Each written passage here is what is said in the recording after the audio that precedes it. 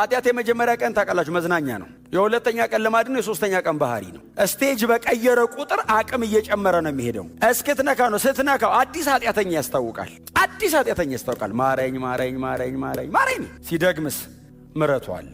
ሶስተኛ ሲያደርገውስ ጥቅስ ነው ታኮ የሚያስገባው። አይ እንዲህ አይነቱ አይድንም። በእግዚአብሔር ቃል ጠቅሰህ ኃጢአት የመስራት ሌቭል ላይ ከደረስክ ተላልፈ ተሰጥተሃል። ሰው እንዴት የእግዚአብሔርን ቃል ከፍቶ አይወቀስም?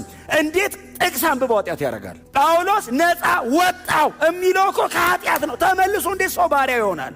you have to be serious። እዚህ ቤት ስብከት አይደለም እየነገርኳቸው ያለሁት፣ ህይወት ነው እየነገርኳቸው ያለሁት። ዘላለም ላይ በእውነት ነው የምላችሁ በክብር መገናኘት አለብን።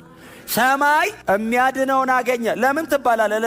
ለምን ለሽልማት ተሳቀርብም? የእግዚአብሔርን ቃል ስሰማ፣ ህጉን ስሰማ፣ በምኩራብም ይሁን በቤተ ክርስቲያን ሳዳምጥ በጣም በእግዚአብሔር ህግ ደስ ይለኛል። በቃ ከዛሬ ጀምሮ ይሄን ነው የምኖረው ብዬ ስወጣ ግን ከአእምሮዬ ህግ ጋር የሚጣላ በሰውነቴ ውስጥ ያለ ሌላ ደግሞ የኃጢአት ህግ አለ እና የማልፈልገውን ሳደርግ ራሴን አገኘዋለሁ አለ። በጣም ዲፎልት ነው ኃጢአት ላይ ያለ ፕሮሰስ አድርጌው አይደለም ላድርገው አላድርገው ብዬ ሳይሆን እያረኩ